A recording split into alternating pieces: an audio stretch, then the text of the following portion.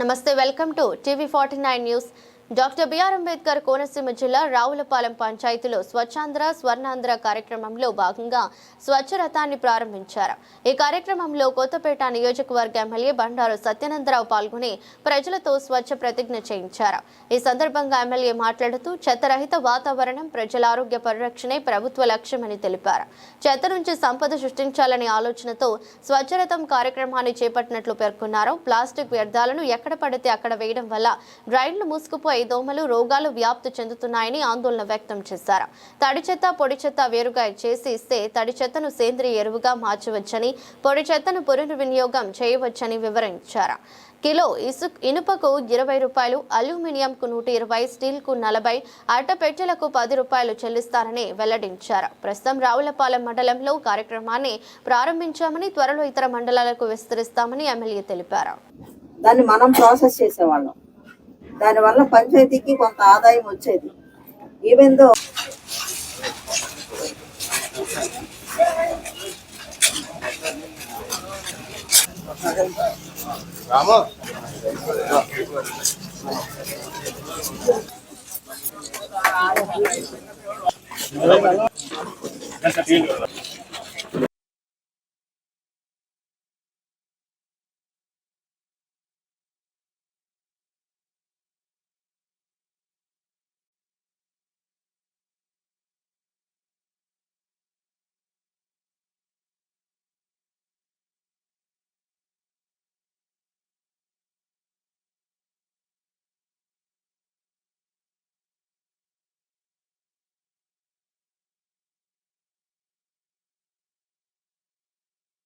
పరిసరాల పరిశుభ్రత కొరకు ప్రతిరోజు కొంత సమయం కేటాయిస్తానని, నా వంతు కృషిగా స్వచ్ఛతా కార్యక్రమాల కొరకు శ్రమదానం చేసి పరిశుభ్ర ఆంధ్రప్రదేశ్ సాధించే సంకల్పానికి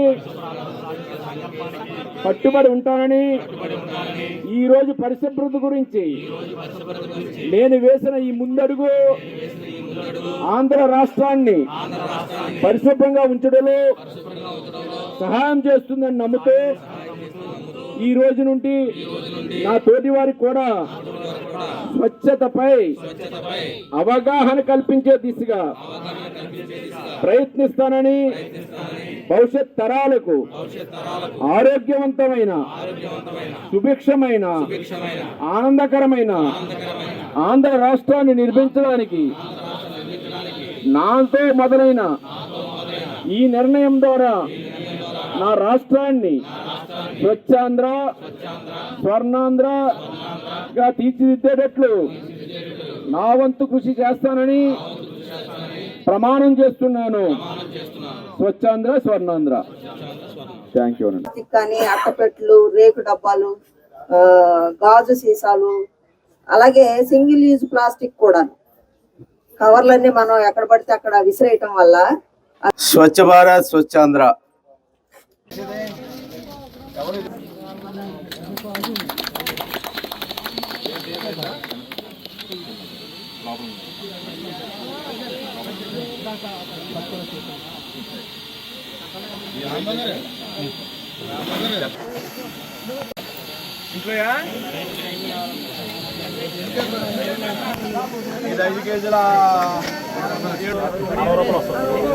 చాలా సంతోషం. ఇందాక టీ పవర్ చెప్పినట్టుగా ఇది పరిసరాల పరిశుభ్రతే ముఖ్యం, ప్రజల ఆరోగ్యమే మనకు ముఖ్యం.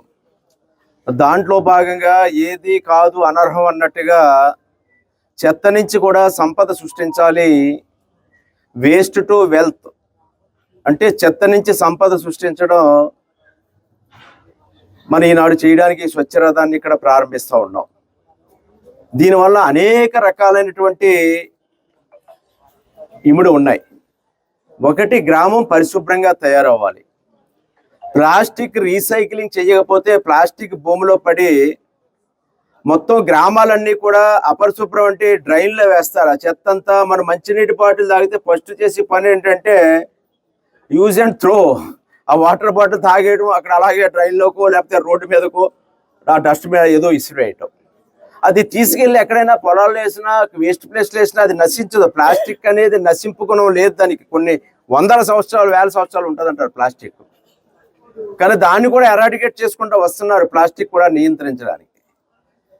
కానీ గ్రామాల్లో ఈ యొక్క డ్రైన్లన్నీ కట్టినా కూడా డ్రైన్లు ఉపయోగించుకుని దాన్ని మెయింటెనెన్స్ లేకపోతే డ్రైన్లు కట్టిన ఉపయోగం లేదు. చాలా మంది ఏంటంటే డ్రైన్ కట్టేరు కాబట్టి చాలు అనుకుంటే చాలు. ఆ డ్రైన్లో మన ఇంట్లో ఉన్న చెత్త, చెదారం, తడి చెత్త, పొడి చెత్త అన్ని పట్టుకొచ్చి అందులో వేస్తే ఆ డ్రైన్ పూడిపోయి మ్యాట్లు అయిపోయి, లేకపోతే నీరు పారక దానివల్ల దుర్గంధం, దానివల్ల రకరకాలైనటువంటి దోమలు అవి పుట్టడం, మళ్ళీ అవే మన ఇంట్లోకి వచ్చి మనం కొట్టడం, మన హాస్పిటల్ అనారోగ్యాలు పాలవటం, వాతావరణం అంతా కూడా అపరిశుభ్రంగా తయారవటం, ఇవన్నీ మనం సహజంగా చూస్తూ ఉన్నాం. మనకు మనం అన్ని రకాల బాగుంటాం ఎంత ముఖ్యమో, శుభ్రమైన బట్టలు వేసుకుని పరిశుభ్రంగా ఉండడం, మన ఇల్లంతా శుభ్రంగా ఉంచుకోవడం, దాంతోపాటు మన గ్రామాన్ని కూడా శుభ్రంగా ఉంచుకున్నప్పుడే మన ఇంటిని శుభ్రంగా ఉంచుకున్న ప్రయోజనం, మనం శుభ్రంగా ఉన్న ప్రయోజనం మనకి కలుగుతుంది. ఆ గ్రామాన్ని పరిశుభ్రంగా ఉంచుకోవాలంటే మనం రోడ్లు బాగుండాలి పరిశుభ్రంగా. రోడ్లు మన వరకు మనం పాడు చేయకూడదు. అంటే రోడ్లు మమ్మల్ని ఊడమంటారా, లేదా రోడ్లు మమ్మల్ని శుభ్రం చేయమంటారా అని నేను మిమ్మల్ని అంటలా. ఆ రోడ్ల మీద నానా చెత్త, నానా చెదారం పాడేయకుండా కనీసం దాన్ని ఒక ప్లేస్ లో పెట్టుకుని దాన్ని డిస్పోజ్ చేసేలా చూసుకుంటే, తడి చెత్త, పొడి చెత్త అని పెట్టుకుంటే తడి చెత్త అంతా కూడా ఆర్గానిక్ వేస్ట్ కింద, మెన్యూర్ కింద తయారవుద్ది. అదేవిధంగా పొడి చెత్త అనుకుంటే అందులో ఇందాక మన వాళ్ళు చెప్పినట్టుగా గాజు ఉండొచ్చు, లేకపోతే ప్లాస్టిక్ ఉండొచ్చు, లేకపోతే రకరకాల వస్తువులు ఉండొచ్చు. అవన్నీ కూడా కలెక్ట్ చేసుకుని, తడి చెత్త, పొడి చెత్త కలెక్ట్ చేసుకుని అంటే ఎప్పటికప్పుడు కలెక్ట్ చేస్తే మనం కూడా దాన్ని దాన్ని జాగ్రత్త పెట్టడానికి కానీ, లేదా దాన్ని మనకి చాలా మంది ఇళ్లలో అవకాశాలు కూడా లేకపోవచ్చు. దానికోసం ఒక స్వచ్ఛ రథం అనే పేరుతోటి ఒక కాన్సెప్ట్ తీసుకొచ్చారు మన గౌరవ ముఖ్యమంత్రి నారా చంద్రబాబు నాయుడు గారు, ఉప ముఖ్యమంత్రి వర్యులు శ్రీ పవన్ కళ్యాణ్ గారు. దాంట్లో భాగంగానే స్వచ్ఛ రథం అంటే ఒక వ్యక్తి ఇది 25,000 ఇస్తామా నెలకి, మండలానికి 25,000, గ్రామానికి 21,000. ఈ 21,000 ఈ వాహనాన్ని ఉపయోగించుకునే వ్యక్తికి ప్రభుత్వం ప్రతి నెల ఇస్తుంది. దాంతో అతను ఈ వ్యాన్ నడుపుతూ ఈ వస్తువులన్నీ కలెక్ట్ చేసుకుని, ఇందాక ఏదైతే చెప్పారో మీకు, ఆ తడి చెత్త, పొడి చెత్తకు సంబంధించిన వస్తువులన్నీ కలెక్ట్ చేసుకుంటూ వాటిని ప్రజలు జాగ్రత్త పెట్టి అందివ్వాలంటే వాళ్ళకు కూడా ఏదైనా ప్రయోజనం ఉంటేనే కానీ వాళ్ళు కూడా దాని గురించి శ్రద్ధ వహించరు. ఈ యొక్క ప్లాస్టిక్, గాజు, ఆ వస్తువులన్నీ, ఆ వస్తువుల కోసం ఇప్పుడు ఆర్గానిక్ వేస్ట్ ఉంది, పొడి చెత్త ఉంది.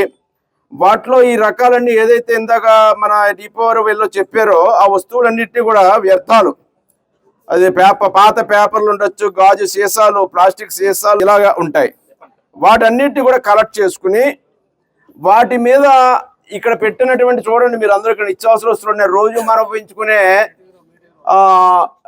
మన ఇళ్ళు కానీ, సర్ఫ్లు కానీ, బట్టల సబ్బులు కానీ, టూత్ పేస్టులు కానీ, షాంపూలు కానీ, ఉల్లిపాయలు కానీ, కూరగాయలు కానీ, చిన్న ఏదైనా చిరుబండ పిల్లలు కానీ, ఇక్కడ ఏమిటి కొన్ని వస్తువులు, ఆ వ్యర్థాలు ఏదైతే ఉన్నాయో ప్లాస్టిక్ వ్యర్థాలు వాళ్ళ దగ్గర తీసుకుని ఈ వస్తువులు కొన్ని వాళ్ళకి ఇవ్వడం వల్ల వాళ్ళు కూడా ఏంటంటే ఆ వ్యర్థాలన్నీ వచ్చి బండి వచ్చినప్పుడు వాళ్ళకి ఇవ్వడం, ఈ వస్తువులు వాళ్ళకి ఇవ్వడం, ఈ పట్టుకెళ్ళి వాళ్ళు అవి మార్కెటింగ్ చేసుకుని దాన్ని ఎలాగ డిస్పోజ్ చేయాలో డిస్పోజ్ చేసుకుని 10 రూపాయల ఆదాయం వాళ్ళు పొందడం, గవర్నమెంట్ ఇచ్చేదానికి సాయంగా జరగాలనేది ఒక కాన్సెప్ట్ తీసుకొచ్చారు. దీనివల్ల ఏంటంటే పంచాయతీలే చేయాలి, డంపిగాడి కట్టగల మా రైల్లో చెత్త ఉండకూడదు, మా ఇంట్లో చెత్త అంతా మన శుభ్రంగా ఇంటి నిండా ఒక బండిడి చెత్త, ప్రతి ఇంట్లో ఒక బండిడి చెత్త పోగొట్టేసి ఆ చెత్త అంతా వాళ్ళు పట్టుకెళ్ళి శుభ్రం చేయండి అంటే అయ్యే సాధ్యమయ్యే పరిస్థితి కూడా కాదు. సాధ్యమైనంత వరకు మన సహకారం కూడా ఉండాలి. మనం చెత్తను కూడా ప్రారదోలడం కూడా నేర్చుకున్నప్పుడే గ్రామాలు బాగుంటాయి, పరిశుభ్రంగా తయారవుతాయి. దానికోసమే కేజీ ఇనుము అయితే 20 రూపాయలు ఇస్తారు.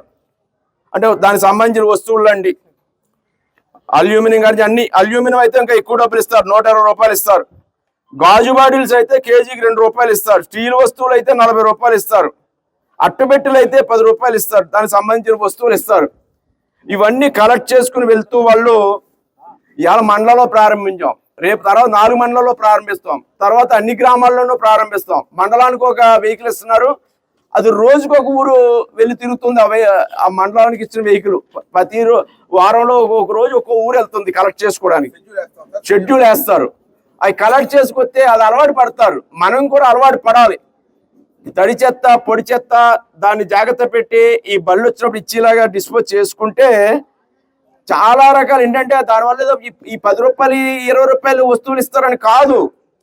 దానివల్ల ఏంటంటే ముందు మన ఆరోగ్యాలు బాగుంటాయి, హాస్పిటల్కి వెళ్ళాం, పరిశుభ్రమైన వాతావరణం అవుతుంది. దాన్ని దృష్టిలో పెట్టుకుని ఒక ఆరోగ్యవంతమైన సమాజం సృష్టించడం కోసం ప్రభుత్వం చెత్త మీద కూడా కార్యక్రమాలు తీసుకుని చెత్త ఏంటి చెత్త మీద కార్యక్రమాలు ఏంటి అని